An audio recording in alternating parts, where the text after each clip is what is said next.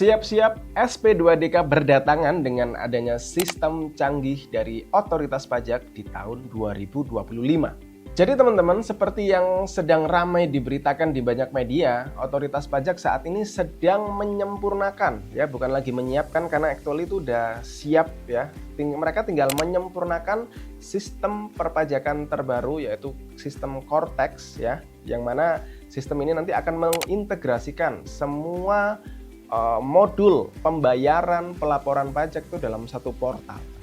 Nah, jadi nantinya dalam satu portal itu pengawasan wajib pajak akan lebih canggih tentunya dan lebih ketat tentunya ya. Jadi teman-teman perlu mempersiapkan baik-baik. Jadi rencananya sistem Cortex ini akan mulai berjalan di tahun depan teman-teman, di tahun 2025 ya. Isunya sih di Januari sudah mulai dijalankan ya. Dan saat ini sudah mulai banyak sekali sosialisasi ya terkait edukasi Cortex. Bahkan di DJP Online saat ini juga sudah mulai disiapkan fitur trial gitulah ya, untuk kalian bisa ngeliat-liat ya fitur-fitur apa sih yang ada di dalam Cortex ya.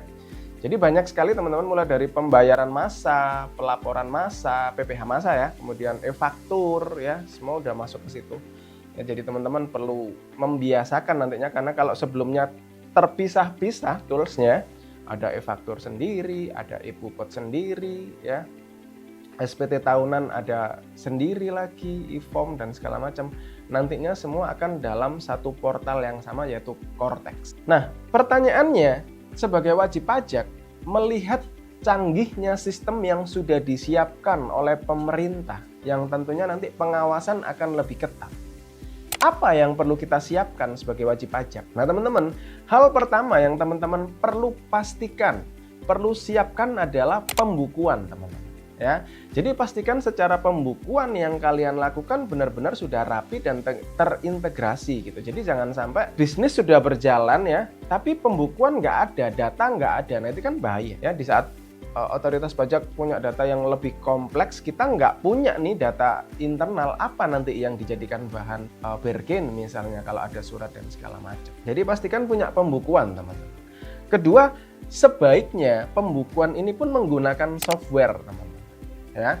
Mungkin saat ini banyak teman-teman yang pakai Excel, mungkin manual lah istilahnya ya, dan itu sangat riskan. Kenapa? Karena tracing datanya akan cenderung lebih susah ya, apalagi udah beberapa tahun ke belakang misalnya, belum lagi rawan error misalnya, rawan datanya hilang dan segala macam. Tapi kalau Anda menggunakan software ya, sistem database, semua itu akan tersimpan rapi, bahkan transaksi beberapa tahun ke belakang kalian tinggal klik udah keluar datanya. Jadi mesti sama-sama canggih nih, pajak udah canggih, kita pun juga lebih canggih harusnya ya. Mulai siapkan software ya untuk pembukuan kalian. Juga jangan lupa sistem kerja atau SOP misalnya ya. Jadi sistem kerja ini juga perlu dirapikan teman-teman ya, karena itu akan nyambung dengan pembukuan kalian. Jadi bayangin kalau misal pembelian misalnya ya, kalau dulu beli langsung beli ya, ada kebutuhan barang langsung order ya. Tapi kalau kalian mau lebih rapi ya, perlu dilakukan misalnya pembuatan purchase request misalnya. Jadi orang gudang yang ngerti barangnya habis, dia harus bikin purchase request ya. Kemudian ini diserahkan ke purchasing untuk bikin PO ya. Begitu PO diorder ke vendor, vendor kirim barang, datang diterima gudang. Terima gudang, sebulan kemudian misalnya jatuh tempo pembayaran, si bagian AP melakukan pembayaran.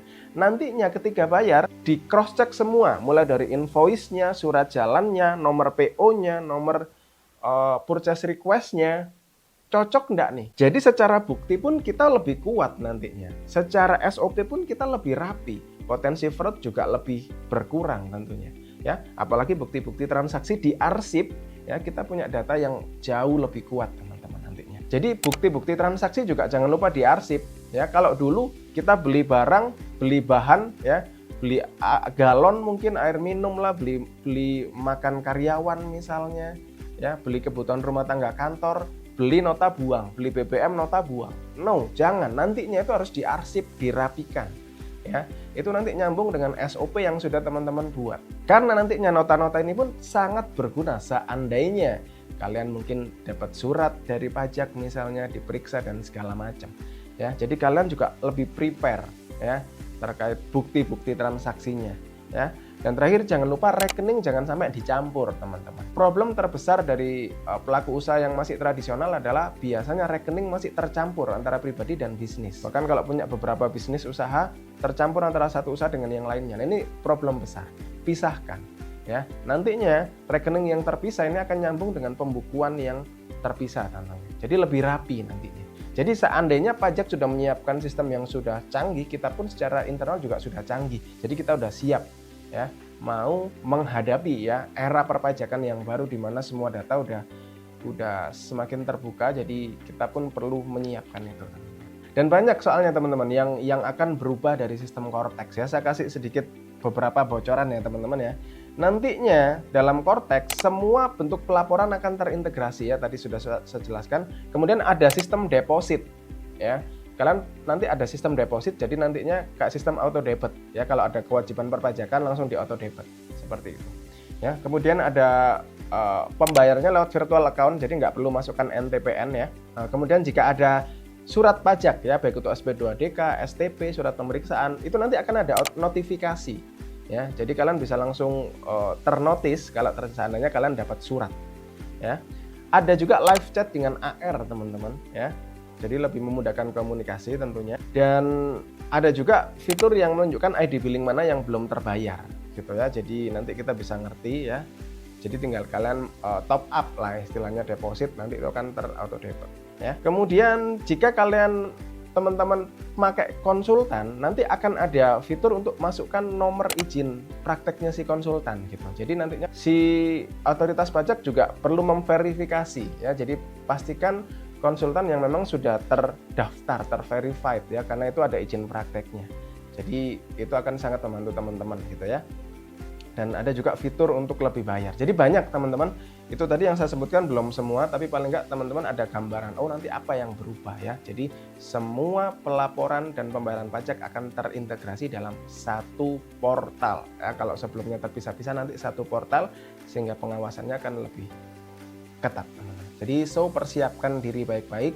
Semoga nanti di tahun depan kita udah siap dengan sistem Cortex ya. Semoga ini bisa memberikan insight buat teman-teman ya. Jadi jangan sampai pajak menghantui hidupmu, karena pintar pajak siapa takut.